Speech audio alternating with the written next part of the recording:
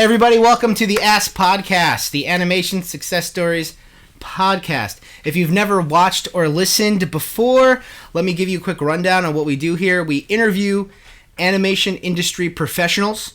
We listen to their story about how they got to where they are.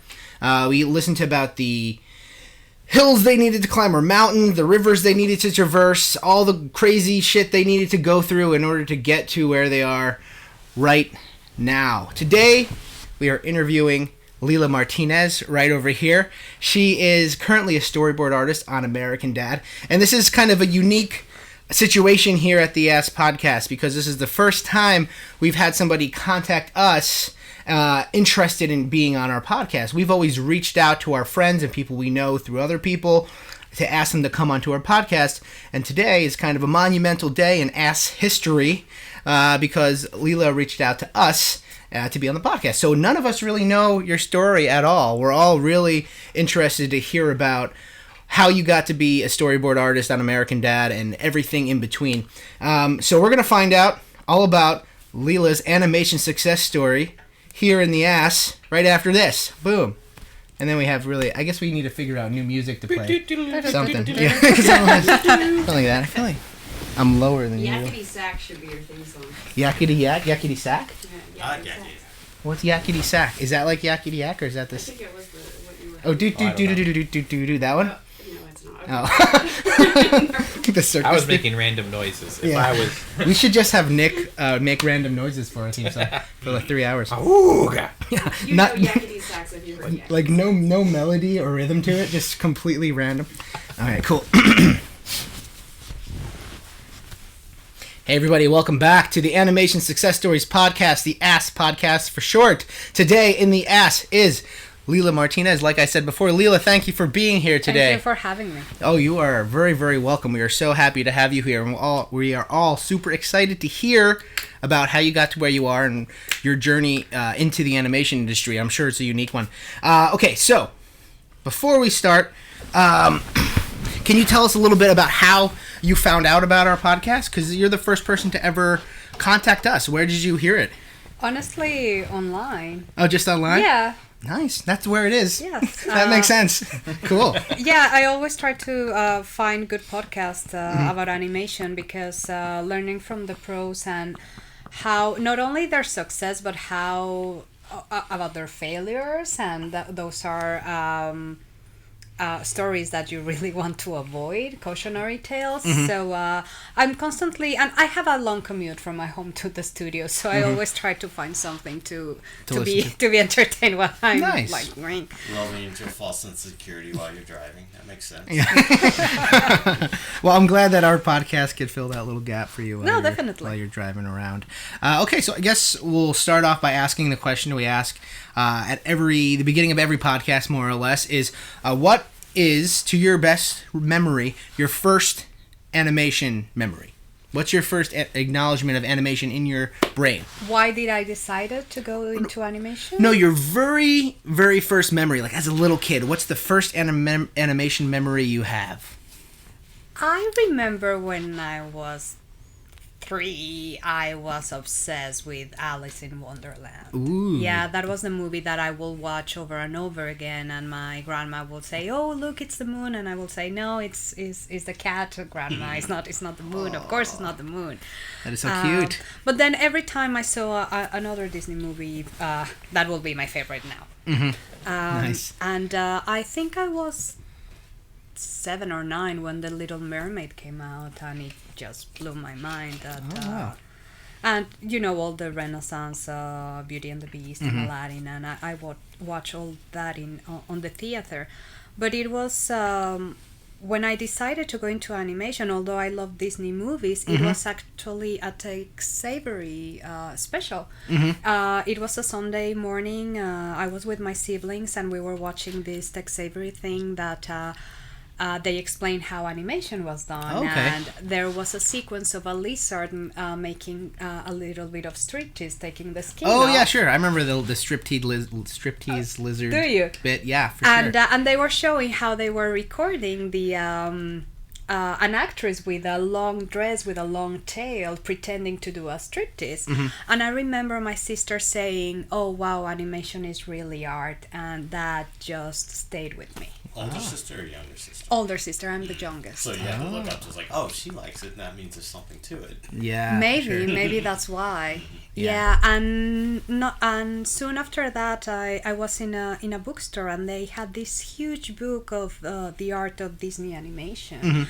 I was 12, and I bought it, and I started reading about it, about the cavemans and how animation started since then, how to try to portray movement, and the 9 old men, how they were classically trained, and about the Renaissance and Da Vinci and everything that is behind of just a cartoon. Yeah, for sure. It doesn't just start with the cartoon. Yeah, There's a whole so history since a behind it. very young age, I fell in love with the art, and that's what I wanted to pursue.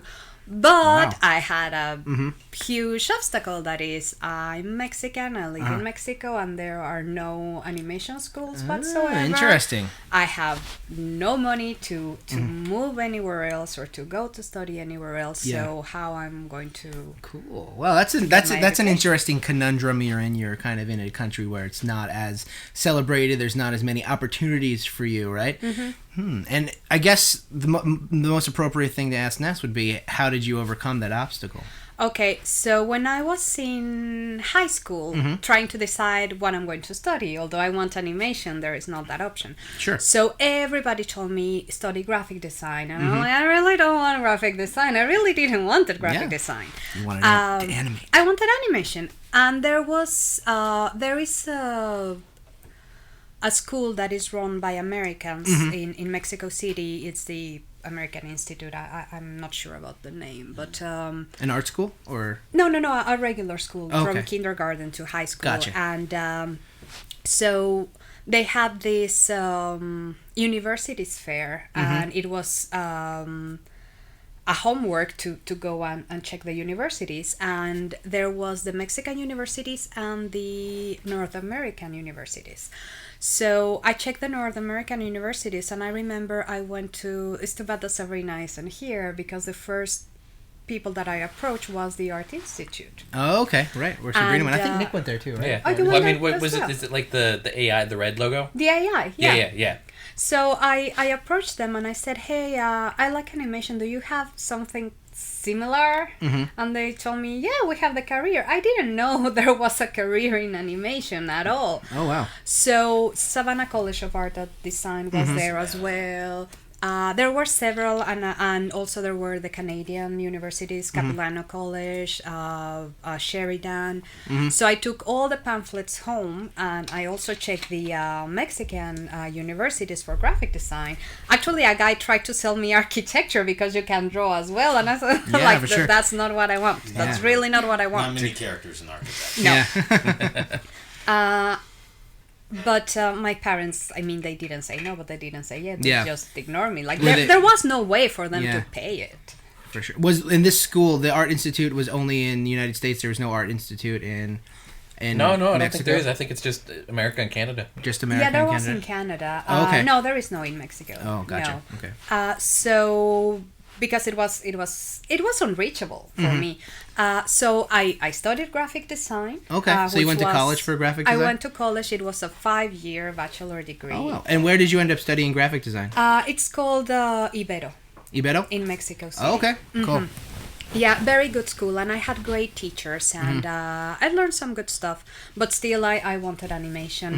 But still, I thought that it was just going to be like my hobby or something that I always dream about, but I will never be able to have. Never attainable. It was kind of a pipe dream in the back of your head. Yeah, I have a quick question. When you're studying graphic design, did you try to kind of like do more animation type stuff in graphic design? Yeah, I took a small diploma course, and I did my first animation was the smoke of a lamp, of a Aladdin lamp, and making my name.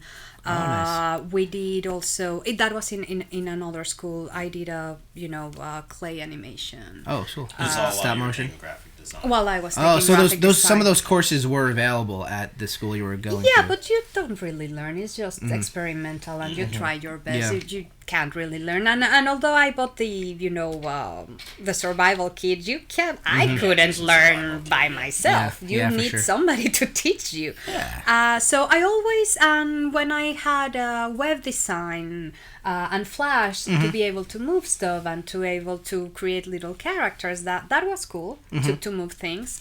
Did you ever try to like get these programs on your own and like experiment at home, or was that something that wasn't attainable for you either? Like just to No, I had grab- I you had the did? software at home, and otherwise you can't. The hours you can use on the lab, they're not enough Oh, to right, finish yeah, for sure. anything. So you College. you need something at home to be able to finish your homework. So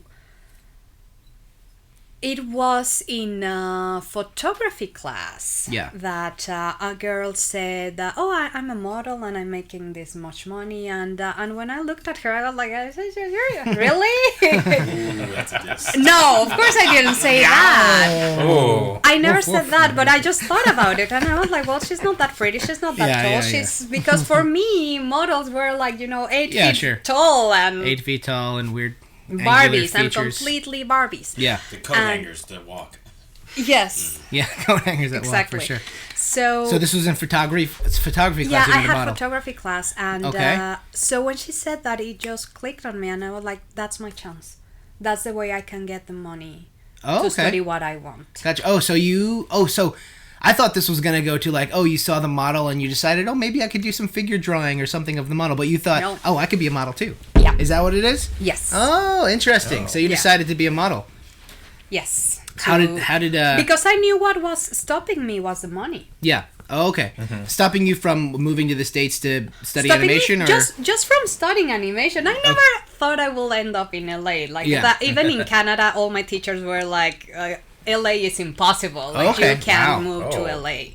That's not So the you right end up- message. So you end up in Canada at some point. Spoiler alert. Yes. Yes. Yes. Wait, so right now you're in. Let me just backtrack a little, so I make sure I'm on like the same page as you. So you were in Mexico studying graphic design, Yes. taking a couple art classes here and there to kind of make sure you're getting that fulfillment. But most of your stuff wasn't really fulfilling the animation hole that you had in your heart. Exactly. So in your mind, what was stopping you from getting to where you needed to be was having the money in order to attain whatever knowledge it is, or to study the animation you need to study. What in your mind did you think would happen when you got the money? Did you think you would move to another school to study, or did you think you would kind of teach yourself, or how did you think that would happen once you? I always kept the sight on American and Canadian. Actually, first it was American schools. Okay, so you had your eye set on an American Yeah, school. like for example, CalArts, CalArts or which is impossible to pay, right? Yeah. And I remember I was browsing one website, and my sister came and she told me, "Don't even dream about it. Like that is not going to happen." Man, all these people are shouting you down. Wow. This is like, you can't do it. No way. Don't even try it. Here's That's an terrible. architecture school. You showed them. You're like, "Jrr." Oh, But what I told her is like, well, they don't charge to just watch, right? Yeah, I'm for just sure. watching. Yeah, that's true. I They know don't they're going charge to to watch. say no, but I'm Yeah. just watching the school. And that's and it was a teacher of mine in graphic design told me, why don't you check out Canada? They're very good in animation as well. Oh, really? So Interesting. I started checking Canada, and one guy also from graphic design, he told me, I want to go to VFS, and I didn't know about Vancouver Film School. Yeah. And so he told me it's a 1 VFS. year intensive.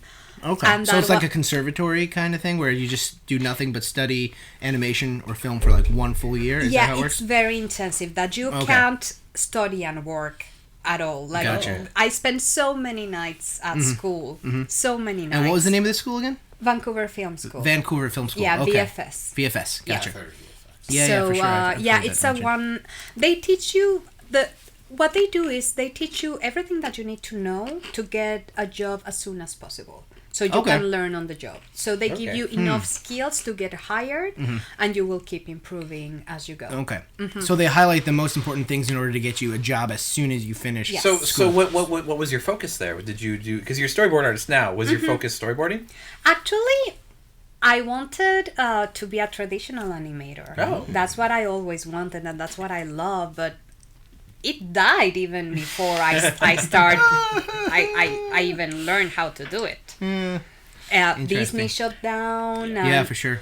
So. Oh wait, before we go any further into Vancouver, I want to go back to the modeling thing. Yeah. Oh, Oh, yeah. So okay. wait. So you wanted to say, hey, I want. So how did that work? How did you end up being a model and pay for film school? Like, what kind of model were you, and how did that happen, and what were your experiences while you were a model? Because people out there that are watching and it, going to school. modeling and going Yes, to school, right? it was both things. That's tough. It was the last year, though. The last Okay. year of college. Just the so- last year of the 5 years. Yeah, I remember a lot of times coming to my teacher that I have this event, please don't fail me. I Yeah, just yeah. need to cover this event because they're going to pay me this much money and I really need to take this day off, okay. right? But Wow. I'll do my homework.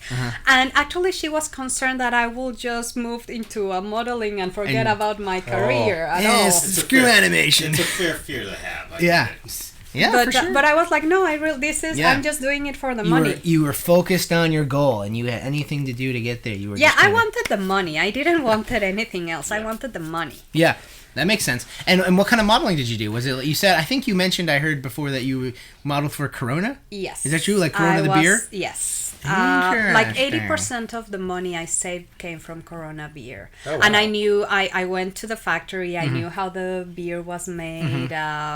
Very interesting. And what I did the most was sport events. Okay. So That makes sense. I went from, I remember I told my boss, I don't want to do box. I don't want to do box. You don't I don't want to come out with the number like don't Oh, put me on box. that. I thought you meant beyond the Corona box. So you don't want to like come out and hold. Yeah. Pop, pop, pop, pop, pop. Yeah, That and kind of I thing? Okay. almost did it one day because one girl was missing, and I was like, no. How come but- you didn't want to do the boxing lady thing? Because I did no. No, not My, even- my father will have killed me. Oh, yeah, okay. That's like the bikini model. That's right? a bikini Yeah, model. Okay, yeah. that's fine. Yeah. Gotcha. Yeah, I wore very short skirts, but not a bikini. I also did Corona modeling. Have you seen those cutouts of the Corona like head? Oh yeah, Yes. you're the one without the face. Well, I've taken my picture in some of those. I'll put it in the video so people can see my beautiful fake body. Yeah, I see what you're saying. well, yeah. I was one of those fake bodies. Oh, wow. Yeah, Oh, you so- were one of the fake bodies you put your head through. I mean, Wow. yeah, That's but awesome. also That's really cool. so your head might have been on her on her Oh, body. maybe. I'll need Yeah. to look at it. Somewhere out there. Yeah. Totally possible. yeah, I mean, I did a couple of commercials, but I'm not. What they look for in Mexico, they call the International Latino, and that is fair skin and Yeah. dark hair Yeah. and brown eyes, and skin, I dark hair, don't fit that profile. Okay, yeah. So I had a better chance in the sports events. Okay. I did a couple of Yeah. photo shoots and a couple of commercials, but I wasn't that lucky there. So yeah, Corona was, and my boss loved me, and he gave me a lot of events. So I did basketball. I was a cheerleader. We had choreographies. Oh, wow. I had to, and I was before this. I'm still very shy. Yeah. I'm a very shy person. And I remember my interview with the boss of Corona. He told me I can use shy girls, and I was yeah, sure, no, I can do it. So you because acted like you weren't shy. yeah, and Yeah. then when I step out, it's like I don't know how I'm going to survive this. What's Yeah, yeah. interesting about that, it's like literally you're playing performance in the character. That's what we do in animation. Yeah, you have to, right? Ah, interesting. Comes full circle there. So you did all of this. You became a model. You did all these Corona events, all because you wanted to work In the animation. glorious field of animation. Yes. Wow, cool. Where not all you do is drink Corona. And now you do, drink. Yeah. Just hang out, draw, and drink Corona. Did you get lifetime of free Corona? No. Oh, that would've been- that would've been fun, I huh? served many, Oh, you many served years. many. Yeah, and I deal with a lot of drunk people. Oh yeah. Oh, that's not fun. Yeah. Hey man, it was worth it because you're killing it now. So okay, you how long did you do the modeling? Just for a year? 2 years. 2 years. Yes. So those 2 years, you made enough money in order to go to the Vancouver Film School. And that Yes. how come you chose the Vancouver Film School? What made you choose that school as the place you ended up? Honestly, well, one of the thing is Pixar has like a list of schools that they kind of approve, and VFS was one of them.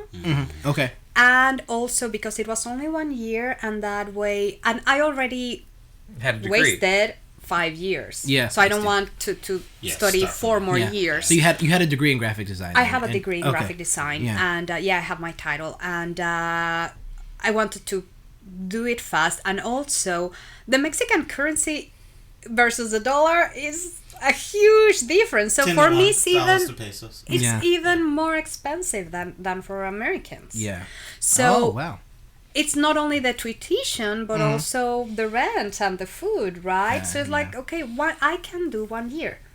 I can save enough money for 1 year. And also I thought I will never save enough money. But, you go little by little, and then you on the piggy bank, and then you have enough money. For sure. Yeah, that's kind of a good lesson for people out there right now that are kind of trying to set goals for themselves. So instead of looking at the giant picture, which you should do, but also look at small increments. Breaking down in steps. So move one step, and then another step, and then another step. Yeah, very And important. also Vancouver Film School, you have to pay in advance. Oh, okay. So everything up front? Yes.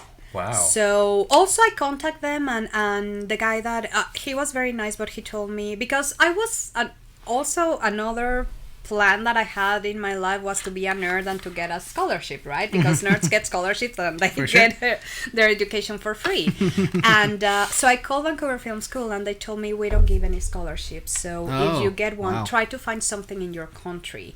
And I had one of my teachers, he went to Poland to get his master's. So I went with him and like, hey, what can I do? And he said, go to the government program and go to the Canada section. Yeah. So I went there and I said, I want animation, and they were, what? So what? Animation? I thought they were just gonna laugh in your face. Yeah. No, they said like, where should I put it, in arts or in film? And I was like, what about both? Yeah. I mean, so I didn't get the scholarship through there. Okay. And so the only way was by saving money. Yeah. Cool. So when you didn't get the scholarship, I know something that a lot of people out there are kind of dealing with is, the feeling of rejection and failure. And when that might happen to somebody else where they're vying for something and they don't get what they wanted. What is like some advice you have for somebody who's also maybe trying to get a scholarship for art school? And my advice is, when you get rejected, find another way. There's always another way. Yeah. Because if we are close-minded, if there is only one way, we might fail, and probably we will. Yeah. So what Mexicans, what we have is, because we don't have all the resources that Americans have, you find a way. Yeah, you find different ways, for sure. This didn't work, okay, let's try this other way. Because there's a wall, you can just tunnel over, you can go over Yes. a ladder. So you swim, or you yes. So yeah, that makes sense. So like the more limited resources you have, the more creative you need to be in order to get there, and the more flexible you need to be and find different paths and routes to get you. I imagine it must have been so hard to, like, especially to go to a whole other country after like I got a bachelor's, and Sabrina got a bachelor's with me. We were at school at the same time, and she went off to go do like a whole more education afterwards at I forget the school, the Concept Design Academy. Yeah, she was. She went and she did more classes there. And I know some people, like I've got classmates who went and did like another degree in graphic design, and then makeup, and then others that went to Noman, and just it's a lot of effort to like go to another college after you've been to another college. Yeah. And especially like that must have been so hard on you, like going to a whole other country and just having to continue your education. Yeah, like that's a huge step. That's major props to you. That's well, I really love learning. And to this date, I'm still a student. I just did a storyboard class on CGMA with Mark Walton, because there's always, and I remember the one that I took at the Union with Carl Gnatz. Yeah, I took Carl's class too. Yeah, he told me I was on The Simpsons, and he told me, well, you're already working, what do you want to learn? And I told him, as long as I get one good tip out of this class, that will worth it. Exactly. You do. Yes, exactly. You don't know everything, and the more you learn, and if your perspective is weak, maybe you will learn tricks on perspective, or in lighting, or in storytelling, how to deconstruct a movie that you haven't seen, time management. Yeah. So there's always something that you have to learn, and that's also another thing that I want to say. It never ends. If you want to be good, you have to keep learning. Yeah. And there are new tools, and I mean... Yeah, I was taking class, even though I graduated in 2004 from college, I was taking classes all the way up until 2010, maybe 2011. Yeah. Oh, wow. Yeah.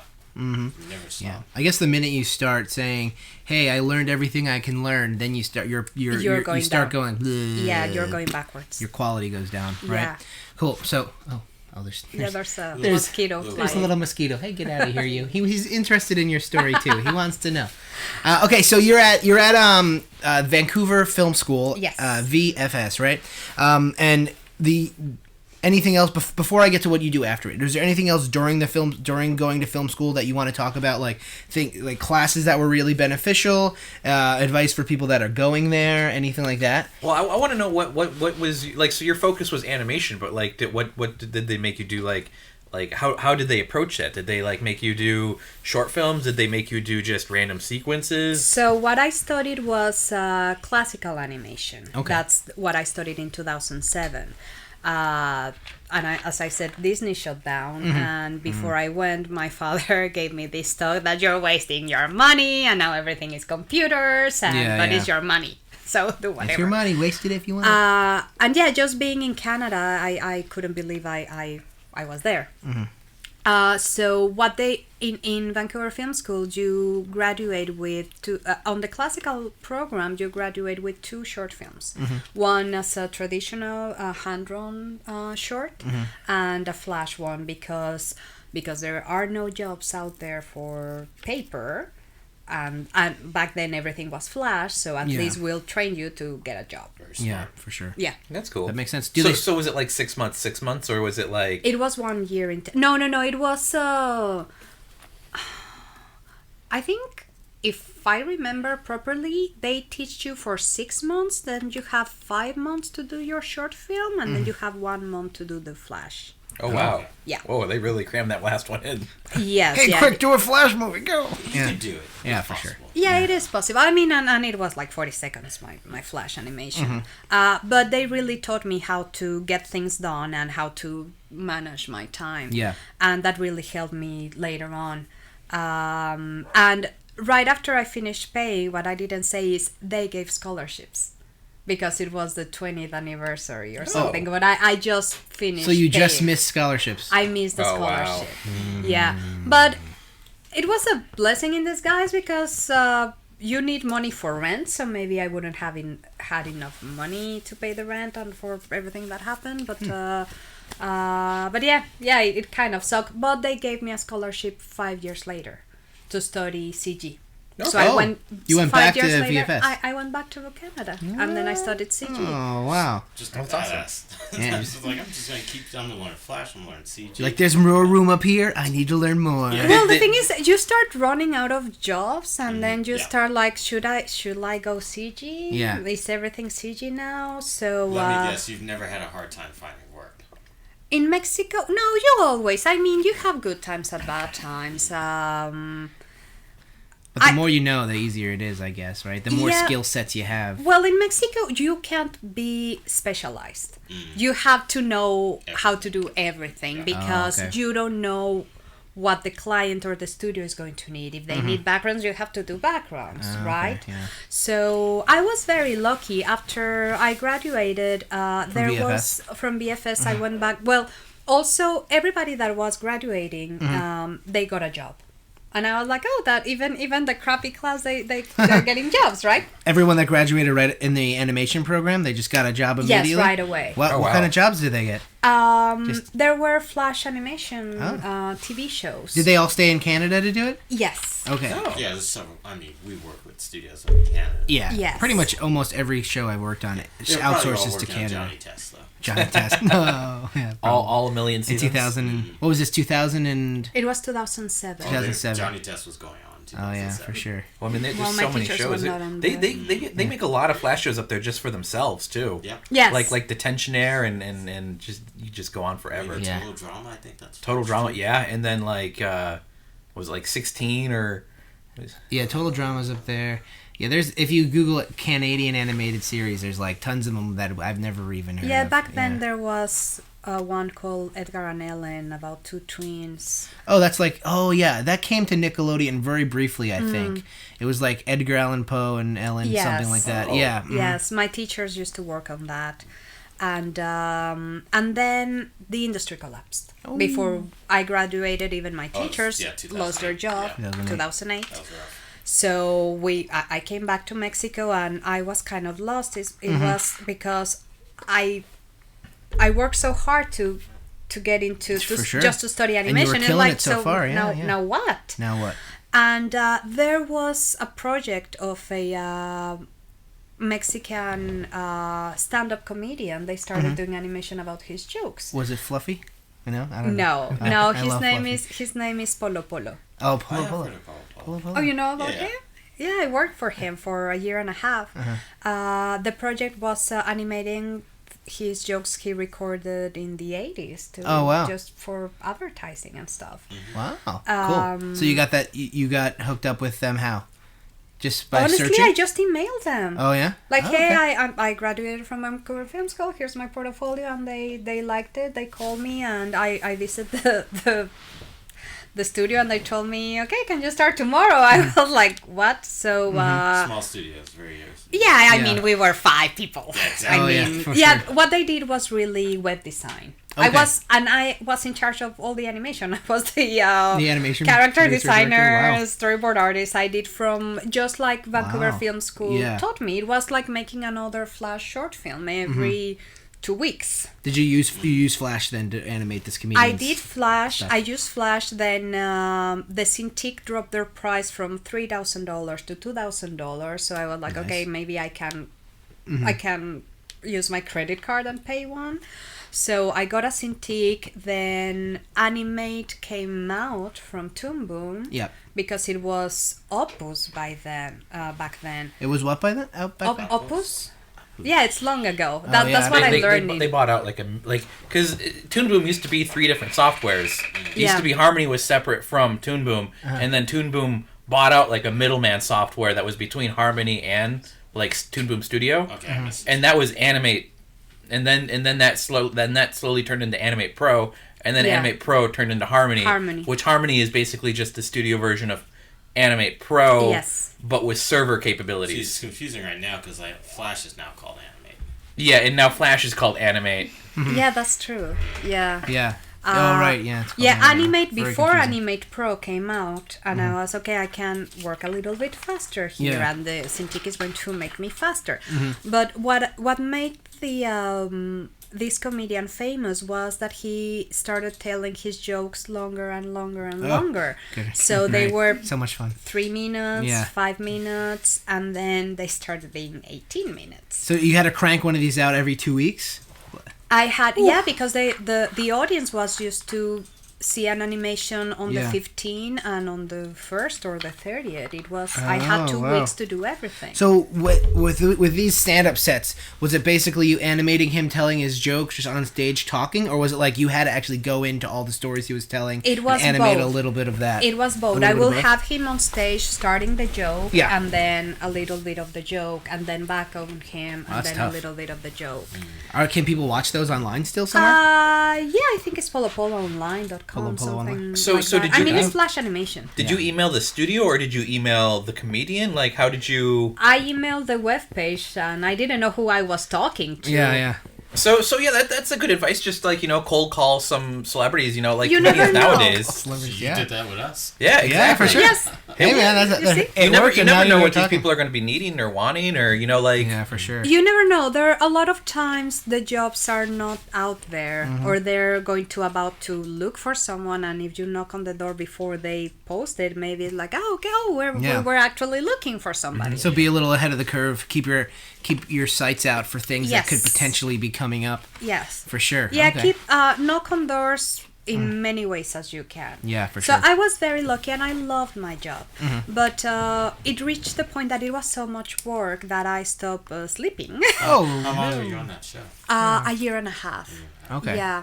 And one of the partners, he talked to me and he told me, hey, you can't keep doing this. Yeah. Like, you're going to get sick. Oh, I love wow. you, and I love you working for So us. one of but your you're bosses actually one was of looking my out for you. bosses told me. That's great. So I had to talk with the other boss. He didn't like it, and but I had to quit and I was so afraid. Like I love my job. How am I going to quit yourself. a job that I love? And there is nothing out there. But it was a good thing. After that, I was hired in a traditional animated feature film in Mexico. So I went back on paper. Wow. And I was so happy to animate on paper. It was... What film is this? Well, it's a film. It's a Mexican film. It's called in English, it's the Guardians of the Lost Code. It was a $3 million budget, so small film. very small budget, and it was a very small crew, and I came to at the very end of the production. But I love what I did, and then how did you get involved with this feature animation? It was another just kind of cold call. Again, networking, and networking. I went to a kind of a Comic-Con in Mexico. I met an artist, and then that artist called me and he said, "Hey, do you want to visit the studio I'm working on now?" And I visited the studio, and I wasn't looking for a job, but they told me, "Oh, do you have your portfolio?" And I said, "Well, I have my website." And they told me, "So do you want to work here?" And I was not expecting to get an offer from them, and I loved the project, and I said yes. And after that, the movie, of course, it wraps up, and there was another movie going on. I worked there for about 3 months. You worked after this Guardians one finished, you worked on another one after that. Yeah, because it was the anniversary of the independence of Mexico. So the government gave money to make a little bit of films about the independence. Oh, so cool. One of them was animated. So I was there for about 3 months, and because the conditions were not that great, my eyes suffered a little. The lights were too bright on the computers. On the Were they not paper. Cintiqs? On the paper. Yeah. It was all hand drawn. Yeah. So these films, the 2 movies you worked on, were hand drawn. Yeah, they were hand drawn. Okay, I missed that part. Oh, wow, yeah, that's intense. Well, I rather flee, but sometimes you need the light, right? Yeah. And especially the way they wanted the line, that it was really thin. So, anyways, so I wanted to get my eyes LASIK, and the doctor said this. I just overheard them. This girl, her eyes are very damaged, and I was like, I'm quitting. Like, I'm not going to lose my eyes in that place. Sure. So I quit that They're place. They're going to be animating by Braille. And I started working as a freelancer. Then in Mexico. Then I opened my boutique there. I had a partner. I had that for 4 years. What kind of boutique? Animation. Yeah. So what? When you say you opened your animation boutique, what kind of? Tell me a little bit more about that. Okay. So yeah, it's commercials. We did help in a studio on another movie, and that was Tradigital Animation. How many artists they hired. did you have? Well, it was just freelancers. Oh, so you were running. Yeah, it was me and my friend. it was me and my partner. Okay. We were 2 people, and and if we needed help, we called friends, and it depended on how big was the project. For sure. Yeah. And you were doing what kind of animation was your boutique specializing in? Was it traditional, hand drawn? It was Flash. It was Tradigital, and and either. Not that much. Well, we did Flash, Flash and Toon Boom, Harmony. Oh wow! Then.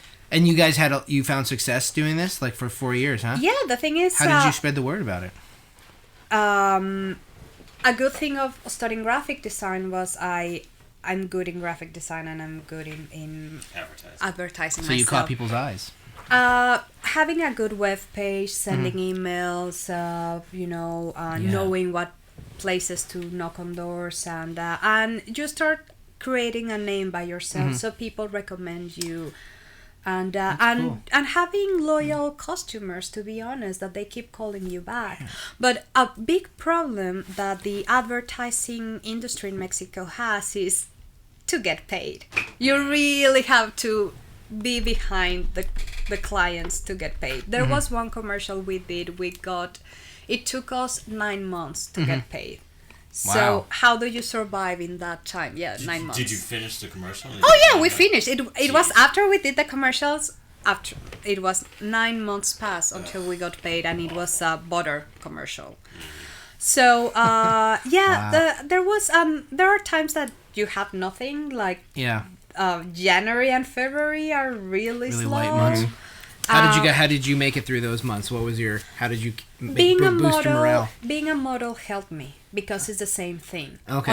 On January and February is dead. December you have a lot of work and you have to say no several times, but you learn to have your savings and to use your savings for those downtimes, months, yeah. and that is useful in animation as well sure, for hiatus. Yeah. That is something that I didn't know about until I came here. Oh, okay, cool. So yeah, you need to have your savings. And it was one day that I was talking with my client. So I had my client on the phone. I was holding my pen, watching my Cintiq, and I was doing a storyboard for a Peanuts commercial. And I was like, I don't like what I do. Like, I mean, I get paid, but I'm not. And this is 4 years in.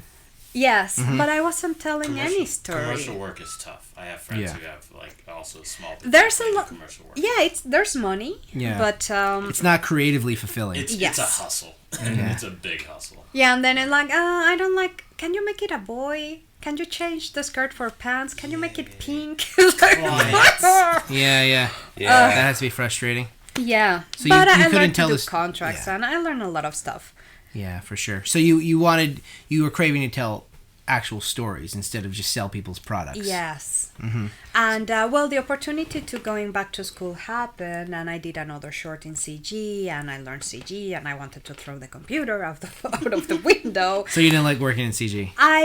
If it's just animation, I'm fine, but I learned rigging. Yeah, I did the same thing. Oh my god. I hate rigging. I hate modeling. rigging. Yeah. Modeling is fine, but it's boring. It's very boring. So if somebody gives me just the character, I'm fine, but yeah, it wasn't for me. Yeah. But yeah, it was okay. And this was back decided in Canada, right? You were doing the CGI class? Yeah, Okay. that class was 6 months. That wasn't a year. It was a 6 month. 6 month intensive. CGI course. That it was. You could study that if you study the classical one because you will already be an animator. So they only teach you the tools. It's good that they do that for you guys because I've seen other schools where they just throw you in the CG animation without teaching you traditional foundations. And Yeah. That could be messy. Yeah, it's so much easier if you know to do your thumbnails and to plan your scene. Yeah. So I decided it was okay. I want to get out of Mexico, and so what are my options? And so I read this blog of one of the teachers of Vancouver Film School, who wasn't my teacher, but I've heard about her, and I read her podcast and her interviews I mean, she's as well. around you, so I'm sure the word about her spread, Yes, right? Yeah. And she said, find your strength and find what you want to do, and if they are the same, that's great, but if not, focus on your strength and get a job first. So I was like, okay, what's my strength? Story has always been my strength. It was okay, I love animation, but I'm better with story. Okay. So let's focus on storyboarding. So I did Gotcha. a portfolio just focused Just for on storyboarding. and also I started doing my own stories with another partner of mine. Because we were complaining about the industry, and I said, hey, why don't we do our own Just stories? do your own stuff, Why don't we try? And When you say you did your own stories, does that mean you made your own short films? or try to sell a TV show, or we started as a short film, and then you realize it's too big, the story's too big for a short, so it's really a TV series, so you have to sell it or do print, I don't know. Did you go through the thing of doing the pitch bibles and We started it, and we were going to submit it, and then into a Mexican contest, and then we pulled out at the last minute because we read the small print, and we were like, I don't like this. Did they own everything? Yes. That's the worst. Yes. Yeah, you gotta watch out for those contests. They always take advantage of you. It was not only that, the money was not going to be enough. So we were going to spend our hours, and we needed to invest to make it work, and then they will keep everything. So the very last minute we pulled out. You pulled out. Yes. Okay, that makes sense. But I started looking at the CTN to place a table to show. Oh, the CTN convention, the Creative Talent Network. Oh, not the road trip, but the expo on November. November Expo. Yeah. Yeah. Yeah, I went to the CTN since the very first one, and I love the first What one. year was the first one? That 2009, I think. 2009. Yeah. Okay, yeah, I think the first time I went was 2011. I think 2010, actually. Yeah. Yeah, so I remember hearing Yeah, about I it went to around the then. very first one. Very few people knew about it. It was the best one. It's Oh, yeah? the one that I enjoyed the most. Yeah, I heard overall that like it's just gotten bigger and bigger. Yes. And it's Just- become less just like approachable Comic-Con. Yes. in general. They need a new space. Yeah, for sure. That is not going to happen. Didn't somebody create DesignerCon to kind of rival CTN because it was CTN was getting out of Now hand? they're on different weekends though, right? Like Now they they're sort on of moved different it like weekends. Yeah. a Yeah. weekend Okay. away. Yeah. At one point they were the same weekend though, right? Yes. Yeah, okay. That's I know just every dominant. time CTN comes around, Steven Silver just makes a video about how he doesn't like CTN. Oh, really? I know Yeah. that. And I partially agree. Like if you sign up once to be a volunteer, you're on their email list forever, no matter how many times you try to unsubscribe. Help us for free. They need to work on it. Yeah. So you went to CTN 2009, right? So you heard about the whispers well, of CTN. when I went to the CTN, I came like a fan. Mhm. And Okay. I was... So you didn't have a table the first time. No, I didn't know. I just came as a visitor, and I came because there was very little information. But then I read that Don Bluth was going to be there, and I was like, I need to see that guy. Yeah. What was In this? person. Was this your first time in LA coming to CTN, or have you been to LA before? Well, I have come to Disneyland with Disneyland. my family. Oh, you okay, know. cool. But this is your first time business minded. Kind of, yes. Yeah, so you've been from- to listen to the lectures and to listen Okay, to cool. professional was that, and it was amazing for Yeah, me. for I sure. loved it. Yeah. And it was one year as well that I came, and I realized that those artists that I admire and I love, they're people like me, but they just have worked more hours. And it's okay if I want to reach that. I can be them if I kick my butt. If Yeah. I really focus and work as many hours as they have, Yeah. maybe I can reach a level similar to get hired. For sure. So, yeah, you kind of realize, like, maybe I can make it. Yeah, they kind of normalizes them. So going to CTN and meeting all these people that you have idolized in the past, or at least admired their work, you're kind of seeing them, conversing with them, and realizing, oh, they're somebody just like me. There's nothing that's like deifying about them. They're people. Yeah. They worked hard and they got to where they are by putting in the hours. Is what you're Exactly. saying. Yeah. So it made it more attainable.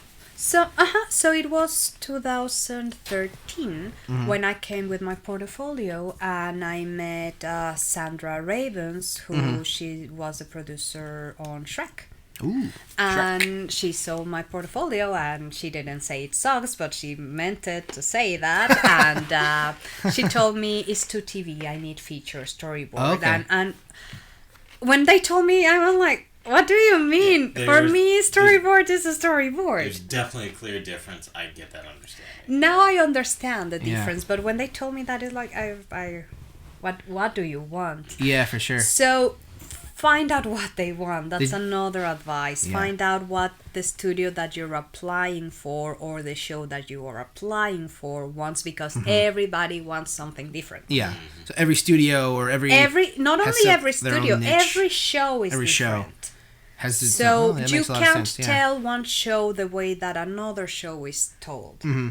Like there are shows that have a more dynamic camera, and there are shows that are more sitcom-like. So if you're applying for the sitcom-like, Mm-hmm. Yeah. don't give them dynamic cameras because it doesn't work. For sure. Don't show them, oh, I can be cool and I can do this, because they're not going to Give them hire what they you. want. Give them what they Yeah. want. So going into this, is it the research you did on the shows you were applying for? Was it something like you researched the people that were running it, or the type of show it was, or how did you know to give them what they wanted exactly? Was it?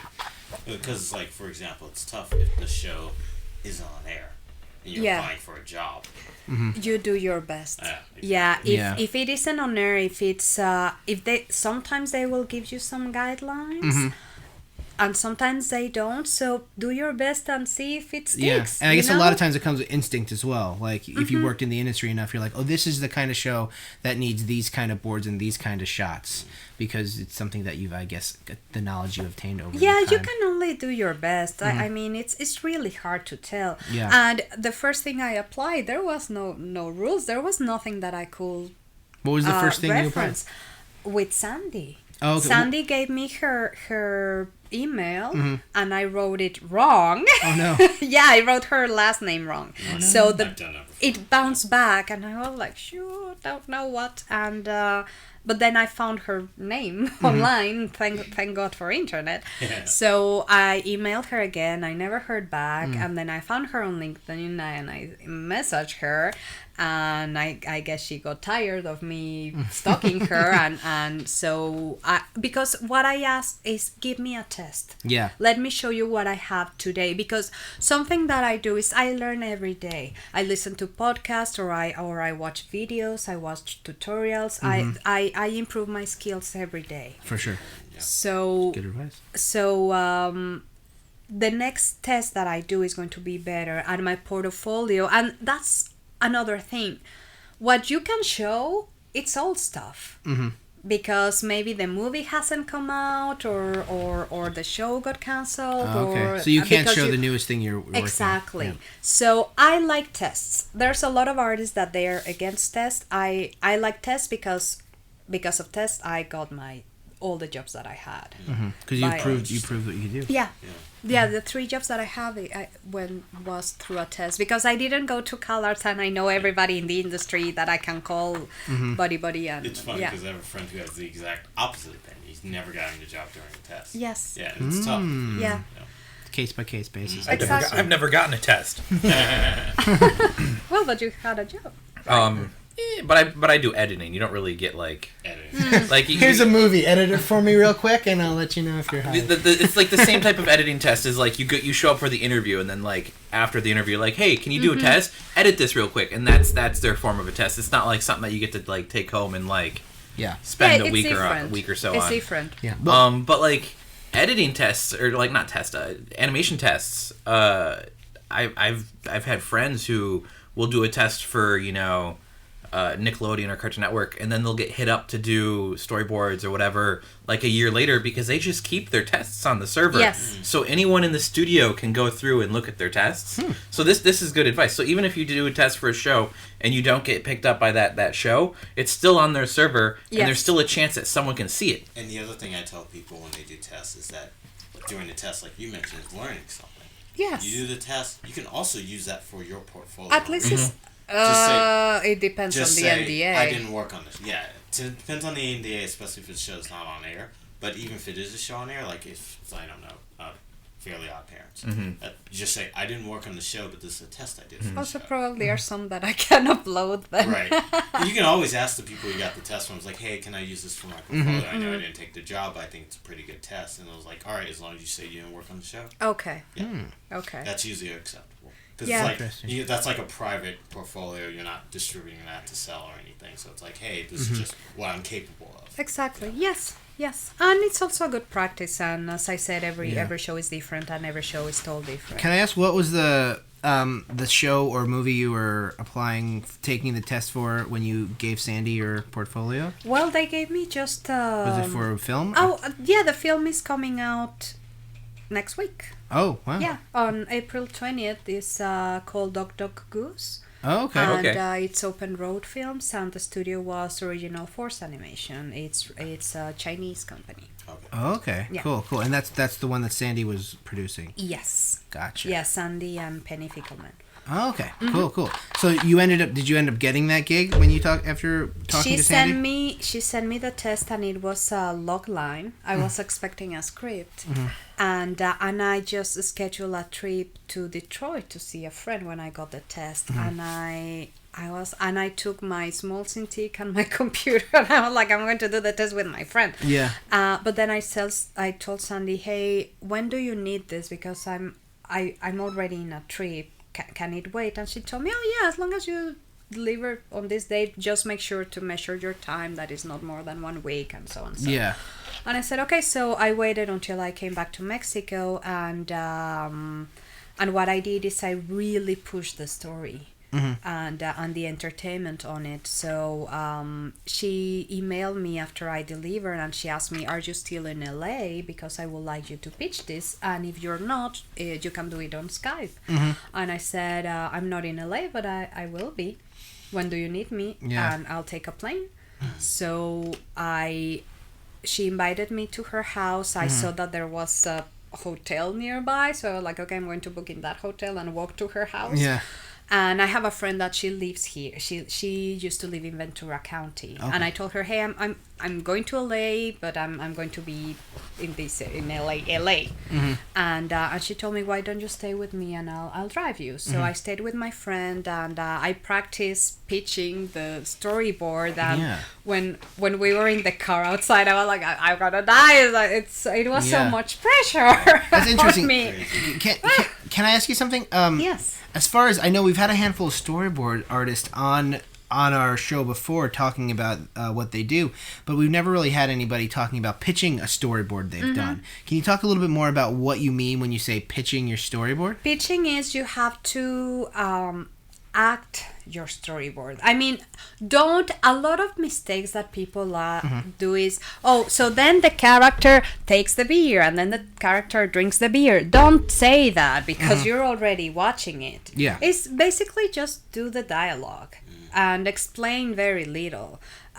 So I did voices. Oh yeah. For each character. Oh nice. And the director liked it, and my staging wasn't there, my drawings weren't good enough, but the story was there. So focus on your strength. And really push that. So I really pushed the story because I knew I was waking everything else. I mean, ideally, storyboarding is about the story. The drawings come with the animation as long as it's clear enough. Yes. Sure. People can tell what the backgrounds are, who the characters are, and how they're emoting. I've seen all different levels of drawing, like skill sets as storyboard artists.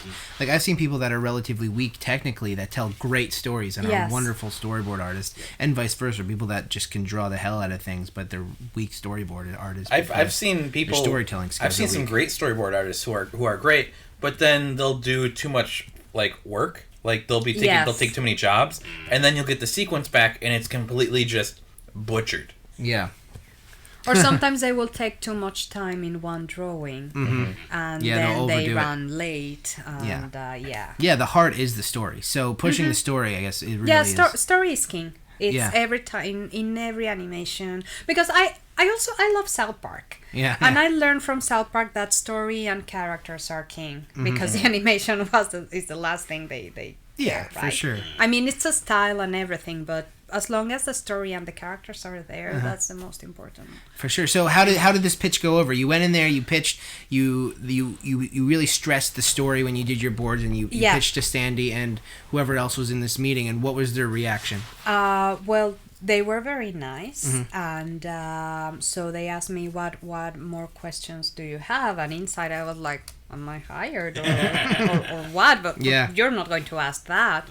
So I said, if you hire me, I did in one interview. It's not good. Not good. If you hire me, when is this starting? And they said, well, maybe in a couple of months. We're still figuring out the budget. Yeah. I mean, movies takes time. Everything takes time. So, but it went really well. And when I stepped outside, I was walking down the street because I was going to meet my friend that she was parked somewhere else. And I was, this really happened? It was kind of shock. I was in shock. You were shocked. And I went back to Mexico, and a couple of weeks later, I got an email from Penny asking me, hey, what do we need to do to get you here? Nice. So, in your mind, did you convince yourself that it wasn't going to happen at all? Did you tell yourself, I didn't get it? No, actually, back then I was reading a lot of the law of attraction, and I'm getting that job, and I'm focusing all my energy on getting that job. Nice. There you go. Sometimes that works. Beautiful. Dude. I mean, I don't know if it works or not, but I stayed positive. If you tell yourself it works, it's just as good as working. Right? Yeah, exactly. So, I packed my bags and came here, and I remember Sandy asking me, where is the moving company coming? And I was like, what moving company? And she asked me, so you only took your suitcases and came out there? Yeah, that's what I did. 2 bags. So this is a pretty monumental time in your life. You've been going kind of back and forth between Canada and Mexico, taking classes up there, coming back here to work, back and forth, and then all of a sudden you're making what might be your final move to LA. How did that feel? That was my intention, but I only had 5 months.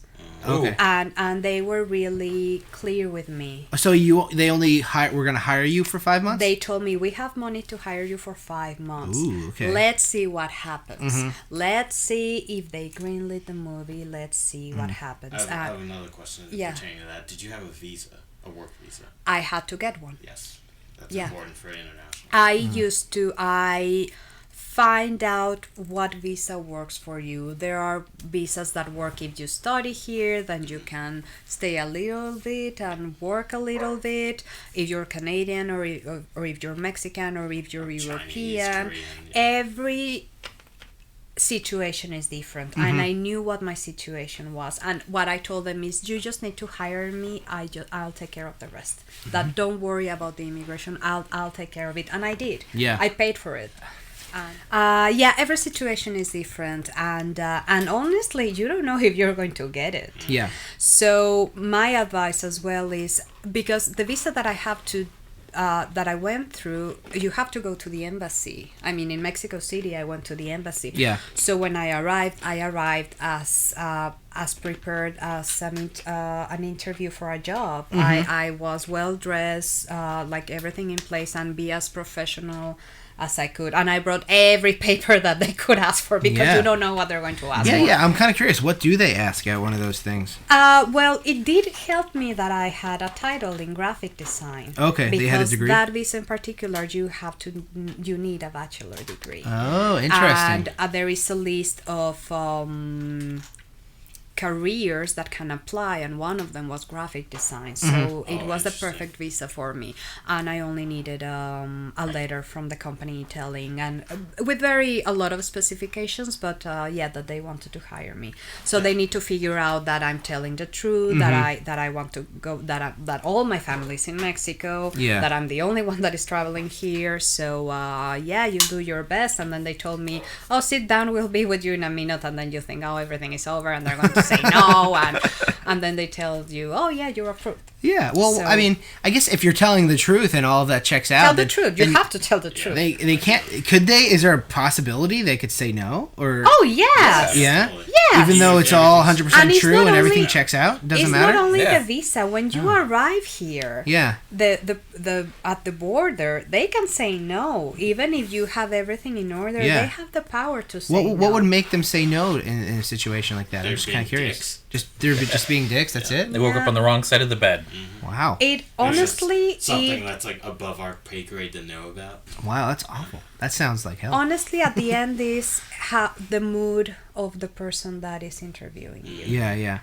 Sometimes it goes very smoothly, and they had a good morning, and they are very joyful, and sometimes you will have the cranky one that and it also seems like that graphic design degree, the 5 years, paid off in a lot of ways. Yeah, see, it was a mixed blessing. Like a lot of things that don't complain of the situation, because you don't know it could be helpful later on. You can always use it. Yes. Yeah, for sure. Yes. It's definitely tough. I had a friend who had applied for a work visa, and he got declined. And luckily he went to college out here and had a girlfriend, and he applied for a marriage visa, and he got that within. He waited almost a year for a work visa to get declined. Got a marriage visa within like 2 months. Wow. Oh, that's the easiest one, but I couldn't do that. So I have several friends, like both who are working on a work visa and then later had to get the marriage visa just so they can continue working here. Or I've also had friends who they'll get a work visa via a company, and then they just will stop working at that company. Right. And then you're done. You have to go back. Well, you don't have to leave. But you're not here illegally. Yeah. You should just do leave. it to get over it. Yeah. You should leave. Yeah. I'm very careful with all the immigration stuff. Like I have everything. Like I know when I have to leave, and I need to renew my visa at some point. You've been soon traveling enough. all over the world, technically, just like up and down the North American hemisphere. I mean, here in Canada, Mexico. Technically, yeah. But not really. Yeah, technically it depends. It depends. Yeah. But it wasn't as hard to get the work permit, but you are tied to that company. Like I can't do any freelance. I can't sell anything. I'm an employee for hire for that company. Yeah. And And this was for the 5 months. That was for the 5 months. But what I told myself is I'm going to be in LA and I will knock on doors. I'm going to be there and I will meet people and I will make my way. Yeah. And both times that I left Canada, it hurt. It hurt to leave my apartment and leave that part of my life that I really enjoyed. In Canada? In Canada, yeah. Both times that I lived, I was like, oh, it's over now and I'm going back to Mexico.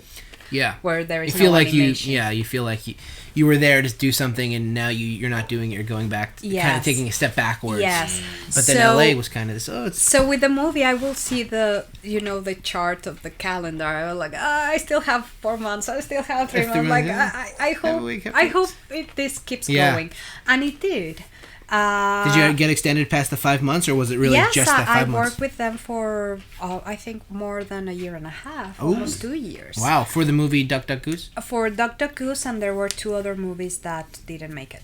Oh, okay. Yeah. So you were on this movie since like day one that basically I got was since pitched. day one. Oh, it was wow. amazing. Yeah. That's great. I loved it. Wow, that's pretty good. Can I have one more? Actually, another question popped in my head about when you did your pitch, when you did your storyboard pitch. You said they just gave you a log line? Yeah. That's all they gave you? How long was the log line? 2 lines. Like 2 sentences? Yeah. And you had a storyboard how much? You had a storyboard like I don't know 5 how minutes, long a minute. it was. Do you remember how many board panels roughly? Honestly, I can't remember. I didn't have any maximum. Yeah. It was just, there And you go and You do just whatever. satisfied the story. Yeah. You know? Just the only, is you have 1 week. Yeah. You have 1 week. Count your hours. And you had to right? create- No more, I think it was no more than 50 hours. 50 hours of Test. work. Okay. Yeah. And you had to create all the characters and everything on your the own? character design, the That's story, a really the intense dialogue. test. Is that A few is hundred board pages? Probably, Panels. yes. is that a standard storyboard press that how they usually do it? Because that's the Well- first time I'm hearing something like that. Well, that's the one that they gave me. They gave you, yeah. And Well, they're all a little bit different, right? Like, Yeah. a friend of mine's a storyboard artist, and all the tests he's done for Golan the Insatiable, they gave him an audio file, and we're just like storyboarded this audio file. I've had an animation test like that. Yeah, I know that's Adventure same Time. here. They give you like they make like a prompt, like a 1 paragraph prompt, Yeah. and they would basically hand that out and be like, this is this prompt that our writer wrote. This would go to our board artist after this. Make your thing. But they would use the same one for a couple years. Same thing for all the big shows, I think. Yeah. But with a show like Adventure Time, you know what the characters look like, you know the tone of the show. With this, it's like, Exactly. hey, here's a thing no one's ever heard of, and here's Yes. 2 sentences about us. Give us No, whatever. and It's the like, story it's had kinda nothing to do intense. with the film. Yeah. The test just was completely different. Oh, the It's test just- wasn't yeah, about the it film. wasn't attached to Oh, the okay. film whatsoever. In my mind, it was like, oh, this is what the film's going to be about. Give us like a 5 No, minute it storyboard. was a character runs into this wants to get this goal and runs into obstacles. That was the log line. Gotcha. Okay. So they were literally just testing your skills as a storyteller. Yes. Gotcha. So Okay. what I did is it was a character has to deliver a package, and what I did was James Bond parody. So I made it a comedy, an action, and I pushed the Oh, jokes, cool. and Nice. that's what they liked. And that's what they liked. Yeah, They because liked- it's not, and that's something that a lot of students do is the character picks up this, and Yeah. but it's You turn how the into character something and is also had feeling. fun with it too. Oh, Yeah. absolutely! Yeah. No, Yeah.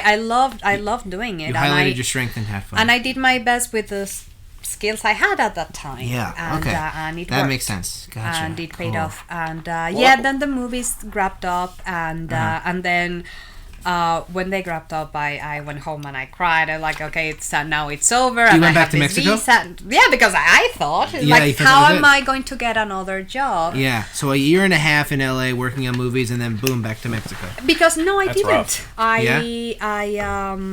before the movie, because they told me in advance that it was going to be wrapped up, Yeah. that there was nothing Oh, else. so you saw it coming, yeah. Yeah, of course. They are great producers. And so I went to keep networking, and I went to the Animation Celebration event in Culver City.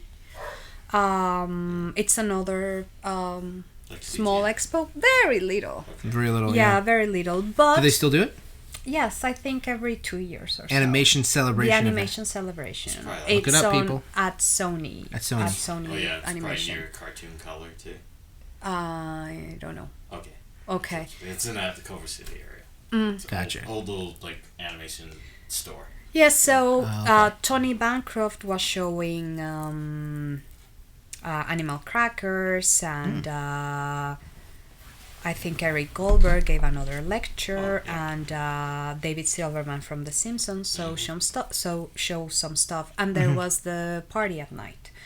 And I was pitching to a friend of mine a little bit of my portfolio, and David Silverman was nearby.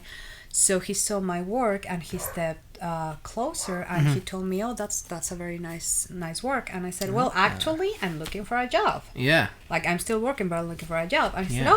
"Oh, maybe we're looking for board artists." And he told me, "You gave me your card, right?" I was, "Yeah, but here's another one. Actually, take two more." And I gave him 2 more business cards. Yeah. Of course, he's busy. He's not going to text me. Sure. But again, I found him on LinkedIn. I messaged him. Followed and and I said, "Hey, we met in this event." So he gave me the contact of the production manager, and I got the test. And I did my best, and I said, "Okay." Test for The Simpsons. Test for The Simpsons for storyboard. All because of a party you went to. So you went out of your way to go to this. The party was for networking. Okay, the Yeah. networking party. Yeah. Yes, for the animation celebration event. Yes. Networking party. Yeah, you Wow. never know. You never know. You never know when these situations are going to come up. Exactly. Yeah, So wow. they were actually looking, and they actually liked my test, and I got hired. So I had to wait a little bit because they moved from Film Roman to Fox Television Animation. Yeah. So the company name was going to change, so I had to wait a little.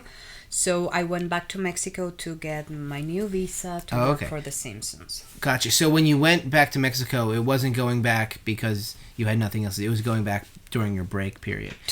So after the film finished, you went... Before the film finished, you went to this animation celebration and met David Silverman. Yes. You went back to renew your visa, and then you came back for The Simpsons. Yes. Is that what happened? Gotcha. Awesome. Cool. Wow. So you really the way you got this job on this on The Simpsons was you worked yourself in that position. You went to the networking event, you talked to the right person, and you followed up. Following up seems like was the most important part. Yes. Yeah. You have to knock in as many doors as you can because you don't know, it's being in the right place at the right time, but you don't know when that is going to be, and you don't know.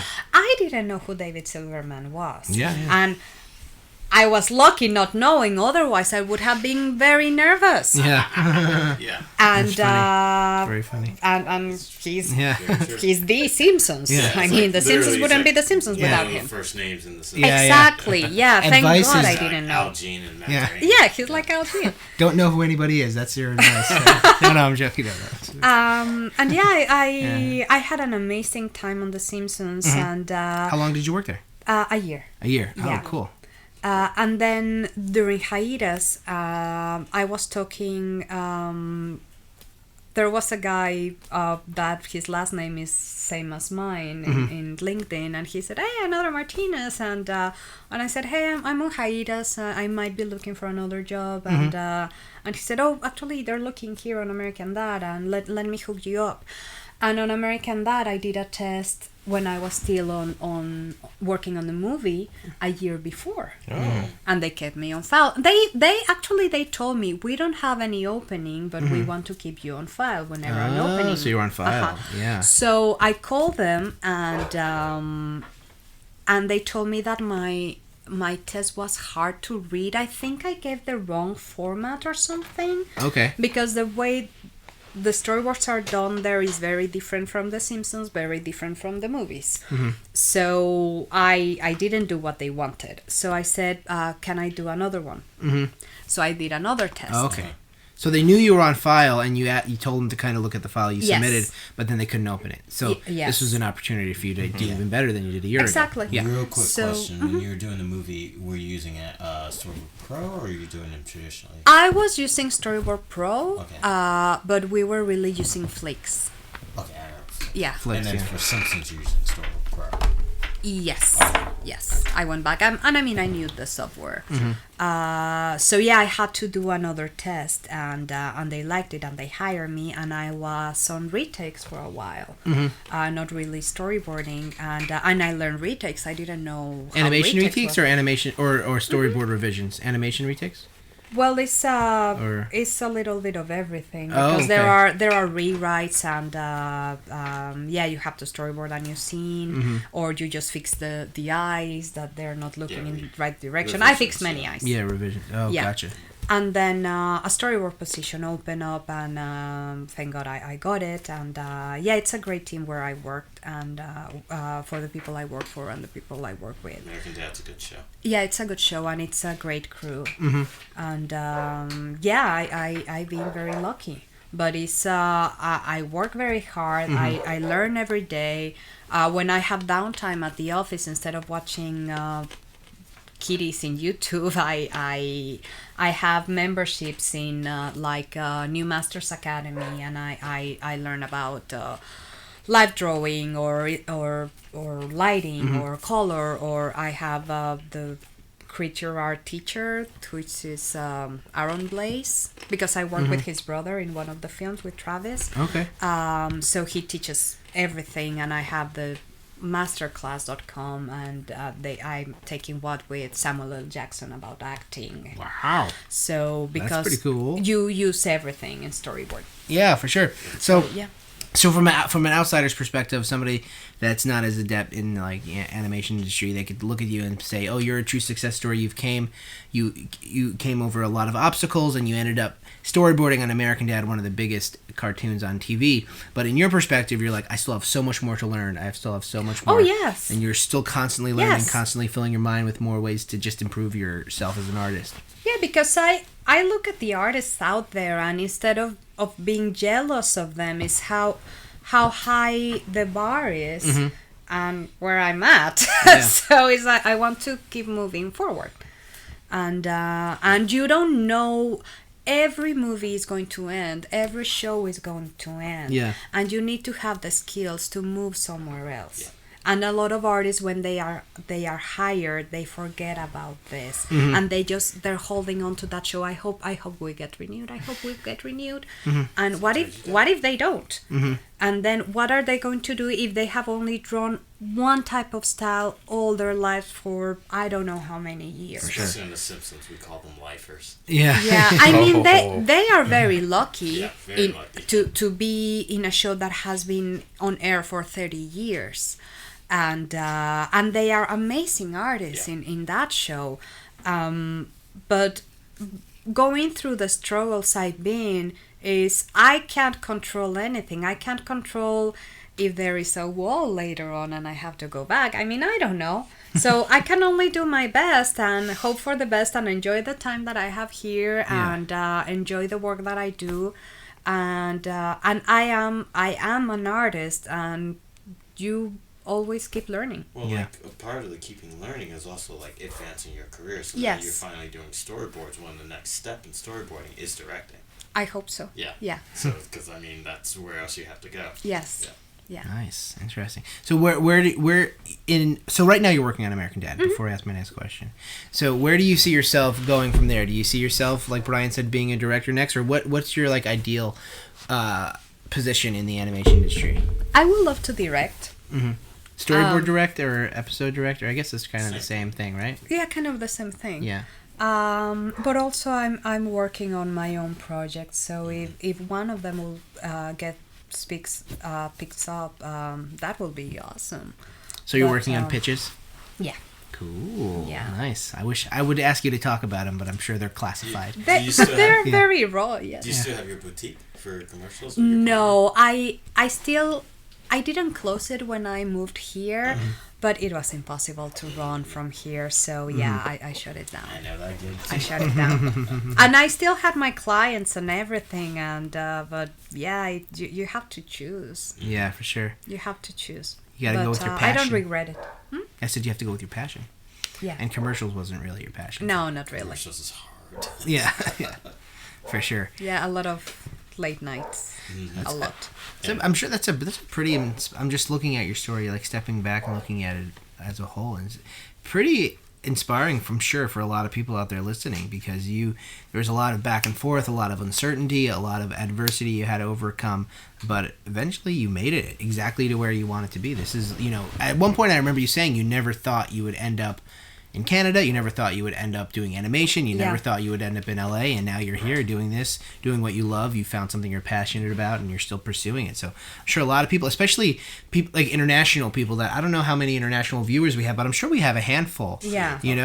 So I'm sure it's a pretty inspiring story for them in general. So if anybody out there watching this, feel free to write in and tell us about some of the obstacles you had and any questions you have. Maybe I'll pull up our demographics for the episodes for future. I mean, yeah, for sure. I'm we've kind of already curious. had like a couple of artists we've had on the show who have been international, like Eric in Canada, Reggie, he's from Brazil, Juan's also from Mexico. Juan's from Mexico, Yeah, for we've sure. had a few artists. And Shogun, right? Isn't Shogun from Oh yeah, Mexico? Shogun too. Shogun Yeah, from Mexico. So, yeah, Basically, like, just the Americas. You're right. Yeah, yeah, for sure. Yeah. Well, Where's our Europeans at? Where Come on, Eurasia. We need Yeah. some. I know we have a few Australians. We have a few Australian fans. I know that have written. Bank? I think That's another one, Bank is it Australia? Because like Bank. animation, there's a small animation community in Australia, but not Yeah. Yes, they are. production. Yeah. So, Yeah, yeah.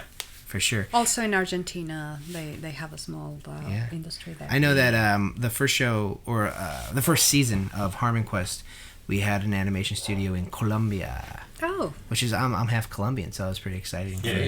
Animating. I think they were in Medellin or something like that. I'm not entirely sure, but yeah, they animated season 1 of Harmon Quest, Colombia, Okay. which was pretty cool. Oh, I you know? remember that. Yeah, yeah. Yeah, I remember that. There was a couple issues here and there, but we're not going to talk about that.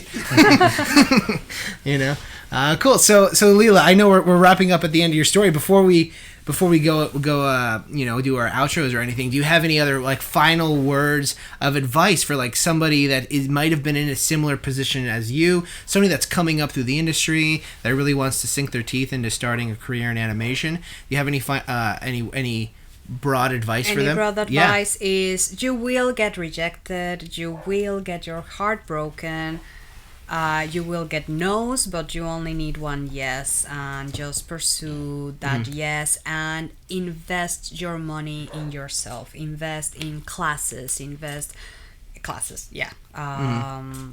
invest in going to these events, because every time I came to the CTN, I use my credit card and then I'll pay it. Yeah. I stayed in the Marriott and everything, but it paid off.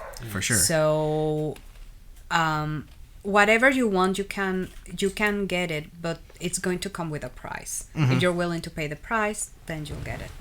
So do what you, if you really want it, do what you want, do what you need to do, and it will take time. Be patient. You don't know how long is it going to take. For me, it has taken forever. I wish I could have been in CalArts when I was 18, but that wasn't my case. Yeah, for sure. But you took a different path, and like you said in the very beginning, and bringing it full circle, there's a million different paths to take. Yes. There's not one way to do things, and when one door closes, another door opens, cliche, blah blah blah. But there's a million different paths to go, and your path wasn't the traditional path, but it got you to where you wanted to be. And I think a couple takeaways, as far as I remember, I think something that we said in the beginning was setting the incremental goals. I think is really important. Seeing the broad picture, but setting little goals, and also I think going to conventions and then following up is also really important too. So those are a lot of. Persistent as well. Well, I think overall you have a really good work ethic. Like just from what you've told us, like pitching, connecting, learning, like constantly. using LinkedIn. Oh, I hate LinkedIn. like. I'll be honest, I feel like LinkedIn is like completely pointless. Well, it has helped me twice, all the times it helped me. And that's amazing. Like shout out. You're using LinkedIn correctly. Yeah. The one person that knows how to use LinkedIn is on our show right here. Try it. Yeah. Or Facebook if they have Facebook available, or Twitter, or Instagram. I've gotten hit up on Facebook several times by people, and I always tell people you can't bother me. So keep bothering me. It's like, I'll keep you in mind if anything pops up or a project or anything. Yeah. I'm like, this person. I got a girl just contact me. I don't know how she find me through Facebook to check her portfolio, and I just when I had free time, I checked on it, but she's still learning. So I told her, okay, there are these books that you need to check. There are these courses that I really recommend you to take. And then when you take those, then you can come back, and then I'll look at your portfolio again. But there are a lot of ways. Try them all. Yeah, there's no wrong answers. Yeah. Yeah, for sure. Wow, that is quite the inspirational That's story. my story. From the But early... it's been just survival. Yeah. It's nothing. Yeah, survival for sure. You got to survive. We had to go through the recession. Yeah. Yeah. 2008, was that what it was? Yeah. Yes. That wasn't fun. The collapse. I was in college. Yeah, I know. Kids. I was not yet anywhere near the animation. Where was I? I don't remember. Oh, yeah, I was in film school, 2008. Yeah, I was working too. Yeah. Not fun. I guess, yeah. Yeah, wow. Wow, man, we learned a lot. I'm just thinking back to your early days of you were watching the Lizard strip, and now you're here. Yeah. That's pretty cool. So where can people find you online if they're looking for you? Well, I have on my LinkedIn. webpage is on I'm LinkedIn. Check her out on LinkedIn. But lilastory.com, that's my webpage, and there's you can write me a message there, and it will get to my email. Lilastory.com. Lila story. LILASTORY. Yeah, right. Yeah, that's .com. correct. Yeah. .com. Cool. Great. Do you have a Twitter handle or anything, or just that's Everything is there. Everything is there. Yeah. Everything you need. Lilastory.com. So you're working. Check it out. Pretty cool. Anybody have anything else to add before we wrap up? This was a pretty enlightening interview for me. I mean, I have my traditional just everything I learned from your stories, like persistence and literally I love the fact that your graphic design experience, because a lot of people say oh, I'm taking these classes, I don't know how that's really going to work out for me. I was like, you don't know. You never know. Example, if you took architecture, or if you took any sort of environmental design, maybe you wouldn't be telling story, but also you could probably get into the business doing background. Exactly. Yeah. Maybe you'll be doing background. Yes. And when you're doing storyboards, you do have to understand perspective. Yes. Yeah, that's true. And it's funny how your graphic design actually ended up helping you at some point, like getting the word out and advertising yourself and saying, hey, I have this boutique, come and check me out, and it helped you get work. Commercial work, Yeah. which is commercial work is all about self-motivating, advertising, working with clients, dealing with clients, and being an artist. Yeah, Yes, for sure. it's everything Yeah. together. And it also helped me, having the boutique helped me to understand the producer's work, Yes. Yeah. which a lot of artists don't understand. They You do. don't know what is going behind the curtains because you have the production manager, it has to respond to the producer, and this producer has to respond to the to the showrunners, and they have to respond to the network. So there's a lot of people. It's all the teamwork. business. Yeah. It's all the business. So you have another thing is you have to be a team player. That's Work well with people. Be a team player in every level. That don't look people down. Don't treat people bad because you don't know that PA. It might be a producer later on. Yeah. And if you treat them bad when they were a PA, they won't going to hire you when they are a big producer. Don't be a dick. So exactly. That- Yeah. That's my Exactly. adage. Yeah. I always say it. Brian's words of wisdom today: don't be a dick. That's my words of wisdom Every day, yeah. Cool. Wow. Well, thanks, Lila, for No, being on the thank you. show. It was amazing. It was great. We really learned a lot, and I'm sure, like I said before, you probably inspired a lot of people out there. I hope so. Yeah, I really think you Yeah, did. if I can do it, anybody can. Yeah, and like I said in the very beginning, Lila, she wrote to us and she said, "I want to tell my story on your show." You have a habit of that. Yeah. You Yeah. gotta reach out to them. I want the job. I want to be on the Exactly. podcast. It helps. It does. If anyone else wants to be on our podcast, I was send about us to say, emails. if anybody else out there has a great story like Lila's, if you were a Corona model, even, Yeah, all the Corona models, just hit me up. yeah, write to us, tell us, and maybe you can be on our show too. We'd love Only to have if you. they work in the animation business. That's fine. I think I was Oh, the only one. We can't have any Corona models, just solely Corona models on the show. Come on, Brian. Podcast. I'm sorry. I'm old and I'm a downer. Yeah. Oh, of course you need to work in the animation industry. And I can't. There's no beer company. that We begins with still A. have a contest going on for Oh right, yeah. That's right. for logo. So be sure to email us if you want to enter. We're doing a logo contest. It'll be on the front of some videos for season 2. Yep. We've already got a few submissions. At the moment, I think I might do something where it's like there's like a different person for every other video or something. Maybe something just like that. to give people highlight, because we've already filmed an episode and I sort of Yeah. want to get that episode out with Yeah. it. That's Good. Yeah. awesome. We're doing who wants to design a logo contest for us. We want to get rid of that butt farting. We're done with that. We're like, let's do something a little bit different. Let's have a cool ass animation success YouTube story approved. logo. So like Nick said, send us some submissions. If you never know, yours could be the one we use. We're going to make a little banner, hang it up here. Be cool. That will be nice. Yeah, pretty cool. Well, Lila, thanks again for being on our show. You were awesome. So much fun to have on here. We really appreciate you. Maybe we'll have you on again someday. You never know. We'll see. Cool, yeah. Well, Thank you, guys. Yeah, thank you. Really, Yeah, thank you thanks. so much. If no one else has anything to add, I think that's it. Everybody good? Yep. Cool. Good. Well, thanks everybody for watching and or listening to the Animation Success Stories podcast. This is the beginning of season 2. We're going to have some really good guests this season, so please stay tuned. Watch us next time on the Animation Success Story. See you guys next time in the ass. Peace.